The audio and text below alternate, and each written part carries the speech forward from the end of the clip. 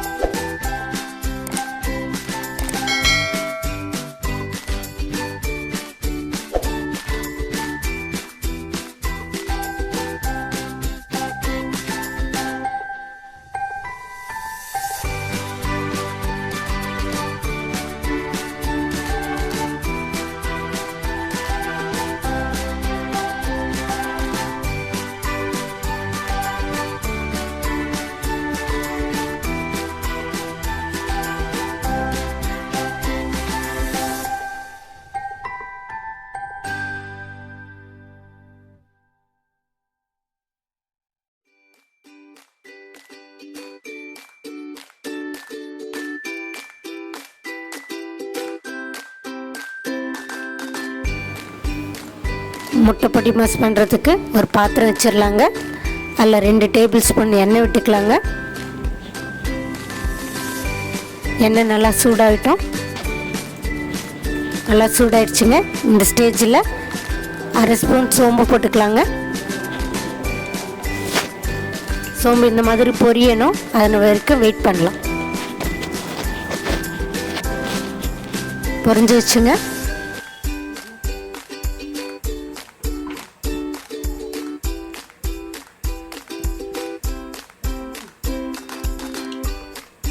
இப்போது கட் பண்ணி வச்சுருக்க வெங்காயத்தையும் பச்சை மிளகாவையும் ஆட் பண்ணிக்கலாம். இதை நல்லா கிளறி விட்டுருலாங்க.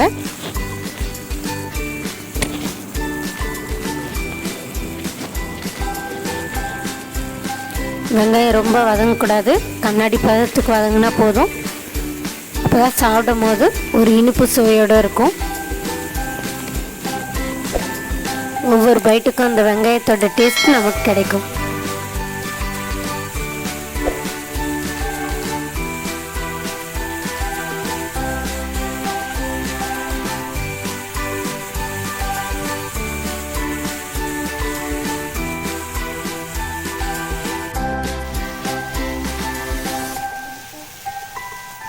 இந்த ஸ்டேஜில் முட்டை பொடிமாஸுக்கு தேவையான உப்பு ஆட் பண்ணிக்கலாம்.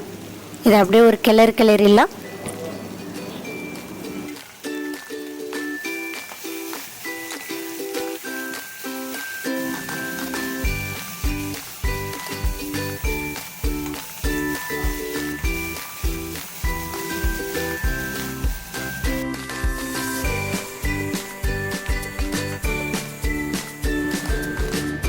வெங்காயம் இந்த அளவுக்கு வதங்கினா போதுங்க. இந்த மாதிரி முட்டை பொடிமாஸை எந்த ஒரு சாதத்துக்குனால வச்சு சாப்பிட்லாம். இன்றைக்கி நான் 5 முட்டை எடுத்துருக்கேங்க.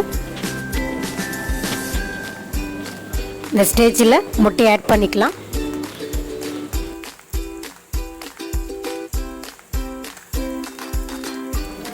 இப்போ எல்லா முட்டையும் உடச்சி ஊற்றிக்கலாம்.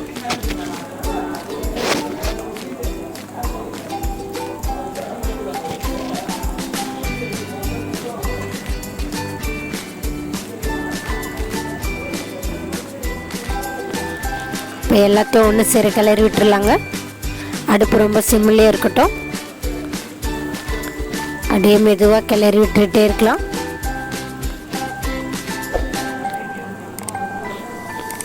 இந்த மாதிரி முட்டை பொடிமாஸ் குழந்தைங்க ஸ்கூல்லேருந்து வந்தால் கூட பசியோடு வரும்போது டக்குன்னு ஒரு முட்டையை உடைச்சி ஊற்றி ஒரு வெங்காயத்தை கட் பண்ணி டக்குன்னு சுட சுட கொடுத்தீங்கன்னா சீக்கிரமாக காலி பண்ணிவிடுவாங்க கொடுத்த நிமிஷத்துலேயே. அவங்களுக்கும் ஒரு ஹெல்த்தியான ஃபுட்டு கிடைச்ச மாதிரியும் இருக்கும்.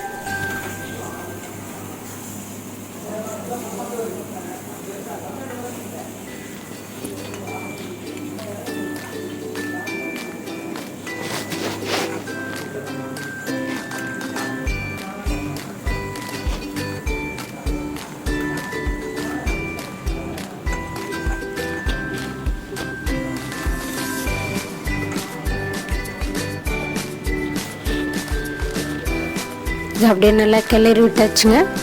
இப்போது முட்டை பொடிமாஸ்க்கு தேவையான மசாலா ஆட் பண்ணிக்கலாம்.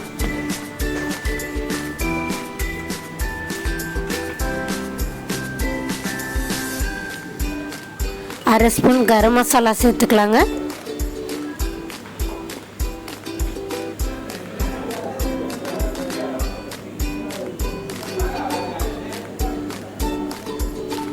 கால் டீஸ்பூன் மஞ்சத்தூள் ஆட் பண்ணிக்கலாம். மஞ்சத்தூள் ஆட் பண்ணி தான் நான்வெஜ் சமைக்கணும். முட்டை சமைக்கும் போது ஸ்மெல் வராமல் இருக்கிறதுக்கு மஞ்சத்தூள் நம்ம ஆட் பண்ணிக்கலாம்.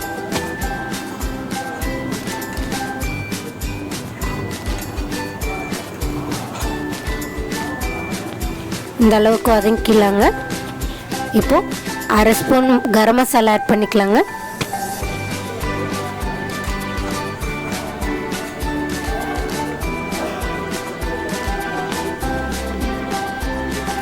இது அப்படியே ஒன்று சேர கிளறி விட்டுருலாங்க.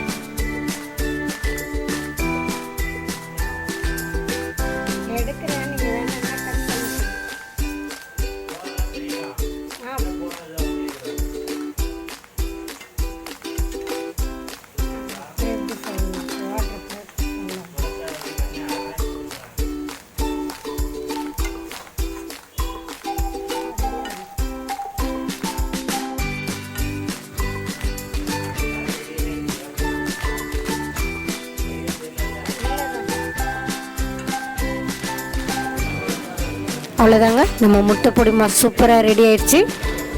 இதை வேறு ஒரு பாத்திரத்துக்கு மாற்றிடலாம்.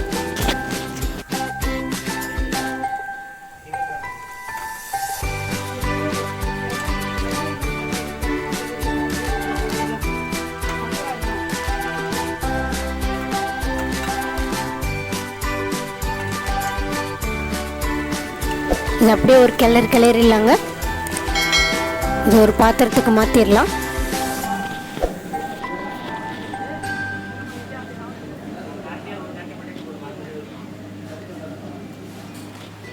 பார்க்கவே சூப்பராக இருக்குது. வாசனை அவ்வளோ நல்லா இருக்குது.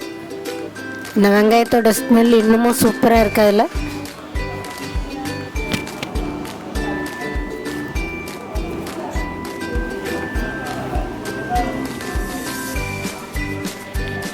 அவ்வளோதாங்க. முட்டை பொடி மாஸ் எப்படி இருக்குன்னு சாப்பிட்டு பார்க்கலாம் வாங்க.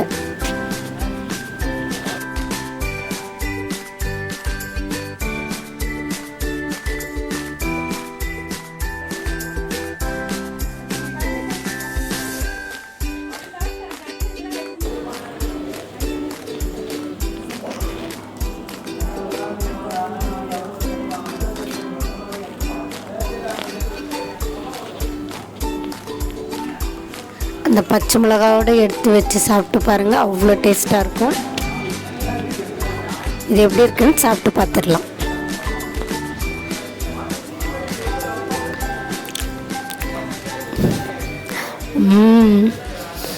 சாப்பிடும் போதே சூப்பராக இருக்குது.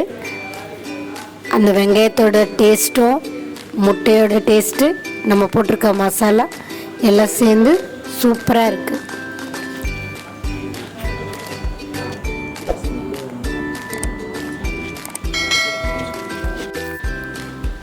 ஹலோ ஃப்ரெண்ட்ஸ், இன்றைக்கி நம்ம வெண்டைக்காய் பொரியல் செய்ய போகிறோம். அதுக்கு நான் 300 கிராம் வெண்டைக்காய் எடுத்திருக்கேன்.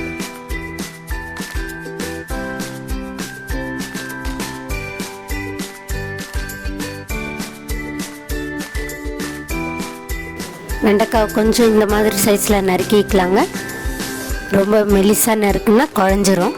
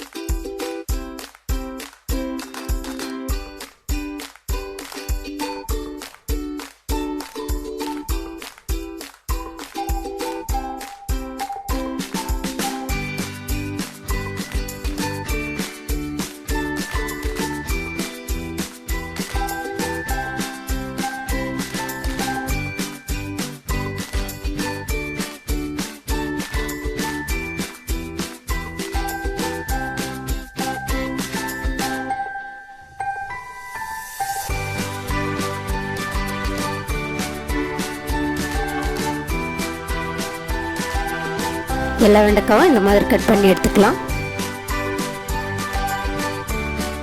வெண்டைக்காய் எல்லாம் கட் பண்ணி எடுத்தாச்சுங்க. இப்போ அதை தாளிக்கலாம். அதுக்கு ஒரு பேன் வச்சிடலாம். 2 ஸ்பூன் எண்ணெய் விட்டுக்கலாங்க. அது கூட 1/2 ஸ்பூன் கடுகு போட்டுக்கலாம். கடுகு நல்லா பொரிஞ்சிருச்சு.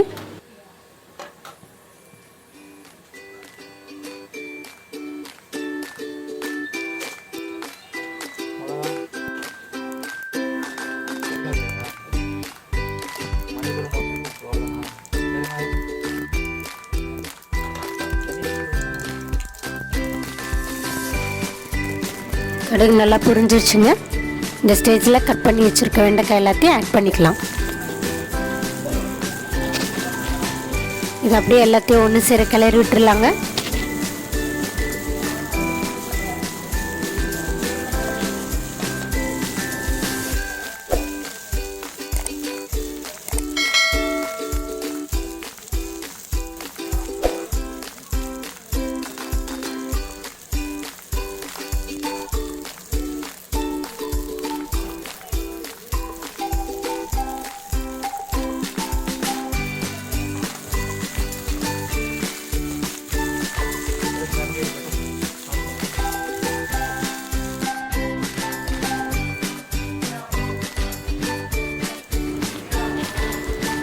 வெண்டைக்காய்க்கு தேவையான அளவு உப்பு போட்டுக்கலாங்க.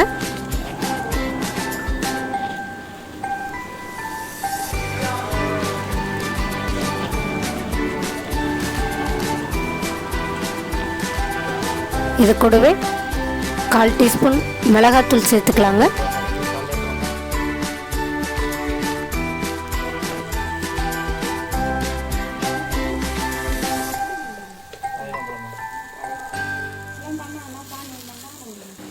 கால் டீஸ்பூன் மஞ்சத்தூள் சேர்த்துக்கலாம். அது கூடவே 1/2 ஸ்பூன் மிளகாத்தூள் சேர்த்துக்கலாம். நான் குழம்பு மிளகாத்தூள் யூஸ் பண்ணியிருக்கேங்க. உங்களுக்கு காரத்துக்கு ஏற்ற மாதிரி கொஞ்சம் கூட்டி குறைச்சி போட்டுக்கோங்க. நான் இன்றைக்கி காரம் கம்மியாக தான் பண்ணுறேன், அதனால் 1/2 ஸ்பூன் தான் போட்டிருக்கேன். இந்த மாதிரி செய்யும்போது குழந்தைங்களும் நல்லா சாப்பிடுவாங்க. இதை அப்படியே நல்லா கிளறி விட்டுருலாங்க.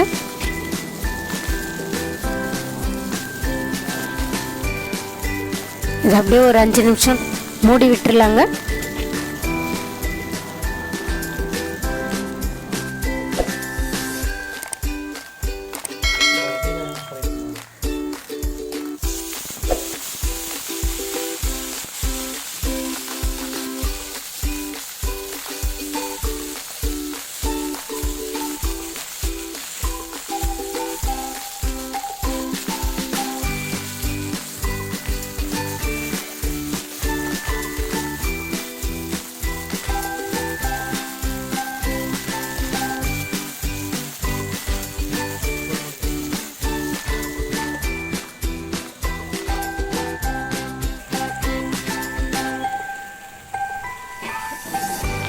அஞ்சு நிமிஷம் ஆயிடுச்சுங்க.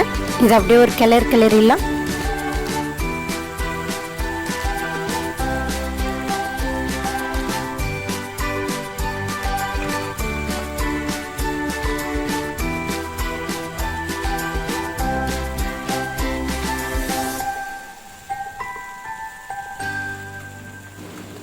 வெண்டைக்காய் இந்த அளவுக்கு வெந்தால் போதுங்க.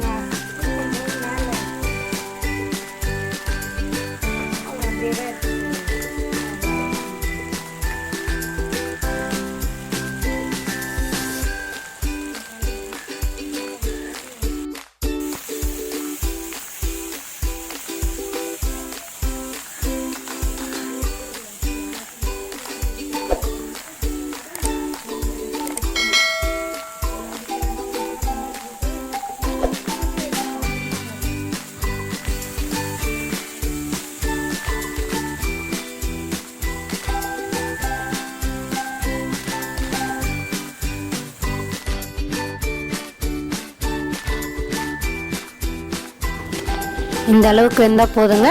நம்மளுடைய வெண்டைக்காய் பொரியல் சூப்பராக ரெடி ஆகிடுச்சு. இதை ஒரு பாத்திரத்துக்கு மாற்றிடலாம்.